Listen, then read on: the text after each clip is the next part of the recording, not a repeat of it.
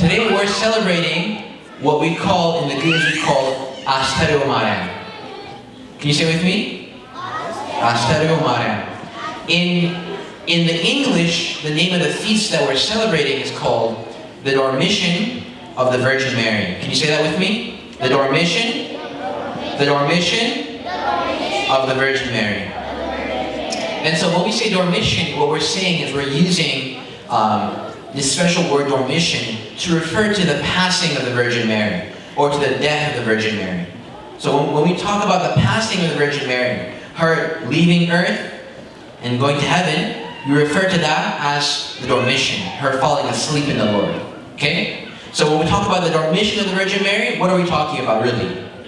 We're talking about the death of the Virgin Mary. Okay? So what are we celebrating? And what do we call that in Orthodox terms? What do we call that? The Dormition. Dormition means to sleep. If you know Spanish, right? The word dormir means to sleep. So we're talking about how she fell asleep in the Lord. So what's this feast called again?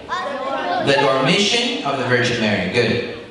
So we're celebrating this feast, and it's a very, very big feast. Very big feast. And so on this feast, I want to share with you two main points about what we can take for ourselves from this feast and celebration about the passing, the falling asleep, the Dormition of Our Lady, the Ever Virgin Mary. These points are going to start by sounding very dark. They'll sound pessimistic, but there is a light and a joy in them that I want you to understand, and we'll get to that by the end. So bear with me, okay? The first point is that death is inevitable. Okay? Death is inevitable, which means it's not something you get to cancel. There's someone I heard, there's an interesting saying that caught my ear. He said, there's one appointment you'll never get to cancel, he says. And that appointment is what? Death. And the big example I want for you to take is one that happened this week. Anyone remember someone big that died this week? Who? Kobe Bryant. Right? That's something I think you all know about. Big tragedy that this world witnessed. This guy was a superstar, a cultural and global icon. He won an Oscar, he won 5 NBA championships. For many people, this guy was a superhero.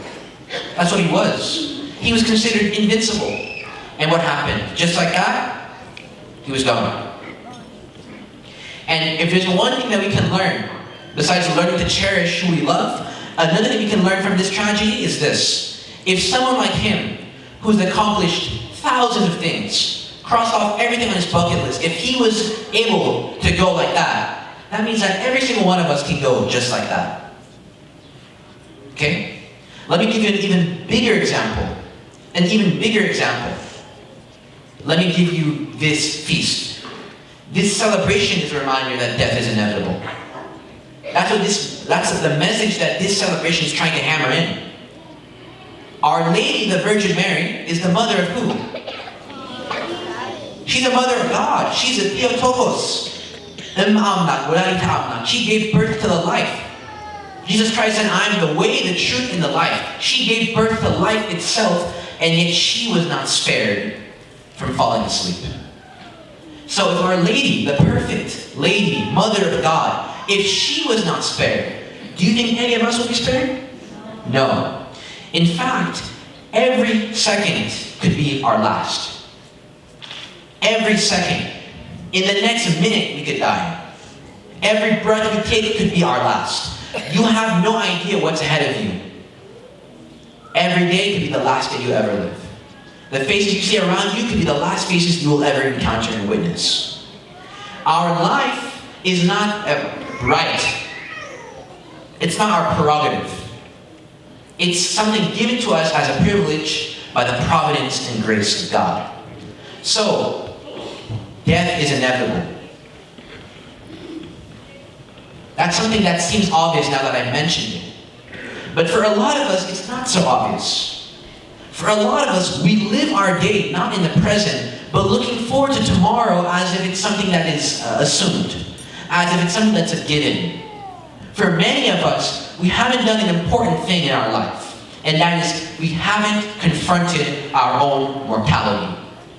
And I'm here to tell you, not just to you guys, but to the adults as well. Part of being a Christian is confronting your mortality. Part of being a Christian is understanding that one day you're going to leave this earth. This is a temporary home for you. This is a temporary residence. Consider it a hotel. Eventually, the day's going to come that you have to leave. You have to confront your own mortality. And that's why we have a cross with us, right? How many times do you see a cross? A cross all the time. It's all over this over this vestment. What does the cross represent? Who was on that cross? Jesus Christ, the incarnate God. That means God himself did not spare himself from dying. Do you understand that? So the whole point of life is ultimately reaching that destination where we leave earth. So we have to confront our own mortality. That's my first point. The second point is on a lighter note. And that is, what's the lesson we can take from confronting our own mortality? What is the lesson we can take from confronting our own mortality? Because for a lot of people, this act of being able every day to wake up and say, this day may be my last, sounds like a depressing thing. It sounds like a very gloomy and dark thing. And I'm here to tell you that it's not. That it's something that we should do with joy. And here's the big reason why it's necessary for us to confront our own mortality. And that is, it will root out your vanity. Can you repeat that with me? It will root out your vanity. So let's examine what that means. What is vanity? King Solomon is the one that most famously uses this term. He says, vanity of vanity, all is vanity. He refers to all of this world that we see around us as what? As vanity. Our love of objects and houses, cars, AirPods, whatever it is, those objects that we love, he calls that what? Vanity. Our desert fathers, the monks, they refer to vanity as the root of all sin. The root of all sin is what? Vanity. So I'm telling you that our confrontation with our own mortality will root out our vanity.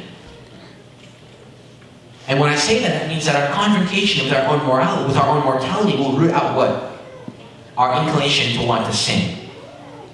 And here's a simple reason why. And this simple explanation is given to us by our Lord and Savior Jesus Christ.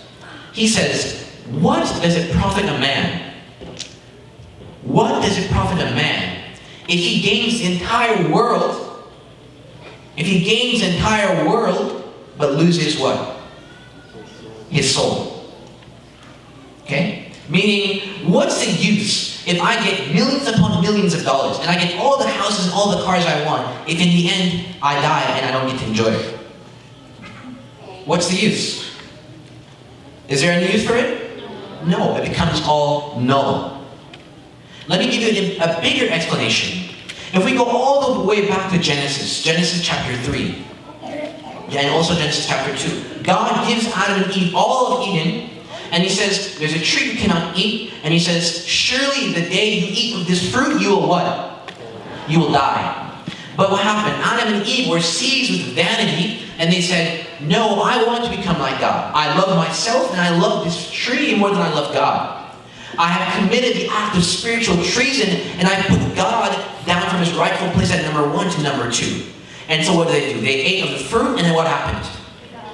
What if though? What if Adam and Eve were able to confront their own mortality and truly understand the meaning of the day you surely eat of this fruit, you shall die? I'll tell you the answer. A completely different Bible. Because they wouldn't have eaten of the fruit. Because the problem is, you see, Adam and Eve didn't understand death. They didn't understand that they were mortal. They didn't understand that every breath they have was a privilege and a gift from God. And so they ate of the tree, and what happened? They died. So, if you understand that at one point, everything that you've accomplished here on earth is going to be zero because you're going to leave it, then you're not going to be attached to it. You're going to realize that the only constant there is, the only person that's here with you here, and the one who's here with you up there is who? God. So then the only thing that matters is who? God. Christ gives us another story to illustrate his point. He talks about a man that had a farm. A farm with all the crops you could want, and he had a vineyard with the best wine. I know we don't drink wine, but apparently adults like it. So they had a vineyard, and they had the best wine. Think of it as soda, right? Soda, you can imagine, Crush, Sprite, Fanta, had all that, had all the food he wanted. He had a big mansion. And so he says to himself, he says, "Oh my soul, eat, drink, be merry." Be merry as in M-E-R-R-Y, like Merry Christmas. Be happy. And what happens is he sleeps, and on that night, robbers break in and they kill him. He dies. And what happened? All that farm, all that vineyard, what happened? No use. And God calls this man, he calls him a fool. A fool. Because he put his chips, he put his coin, he gambled his life on something that's going to pass away. He did not put his soul on God. Okay? So it's great for us to go out in life and achieve things, but unless we do all of it for the glory of God, it's useless. Because eventually, you're going to die. See? And so that's why it's important for us to understand our mortality, because then the ego, the love of ourself, the disregard for God, that's all gone. Let me tell you someone that was able to confront her own mortality and live her life to the fullest and submit herself to God. Her name is the ever-virgin Saint Mary. Because if you look at the life of Saint Mary, you'll realize that her entire life is all about confronting mortality. Her entire life is about living a life free from vanity, free from ego, full of submission towards God. You see, Our Lady Mary spent all 64 years of life devoted to God. She entered the Beit HaMikdash. She entered the temple at 3. At 15, she said yes to the tidings of St. Gabriel, became the mother of our God. She spent 33 years with our Lord, all the way until Golgotha and after. And after that, she became a mother to all the saints of the church. And she still is a mother to all the saints of the church. She spent every waking moment of her life not thinking about herself or what she wanted, her favorite dress, her favorite blouse, or her favorite house. She spent thinking about the person who she said her soul magnifies. And that is who? God. And she confronted her own mortality. Why do I say that? After she gave birth to her son, what happened? Herod sent soldiers and they massacred those innocents. They massacred those 2-year-olds. When Our Lady saw that, I'm sure that she confronted her own mortality. When she saw the prophet Simeon, and Simeon said, "A sword will pierce your soul," she confronted her own mortality. And last of all, when she was in front of the cross and saw her own son, God, on the cross, she confronted her own mortality. And so in the end, on that 64th year, on that final day, when Melaku, when the angel of death came to her, she wasn't confused. She wasn't off balance. In fact, she spoke to death. And she said, she said, "Oh death, where is your spirit? Where is your ability to harm me? Because I'm not scared. Because I've already confronted my death, and what? I've had victory over it." You see? So may we have the courage and the virtue to live the life that Our Lady Mary lived. To live a life where we confront our mortality and carry our cross daily and understand that every day should be our last, and that every day is a day that we should render as sacrifice unto God. If we do that, then we will be able to say to death when our time comes, "Oh death, where is your sting? Oh death, where is your spirit?" And then you become partakers of the glory of God. May glory be to Him, Father and Son and Holy Spirit, one God. Amen. Thank you.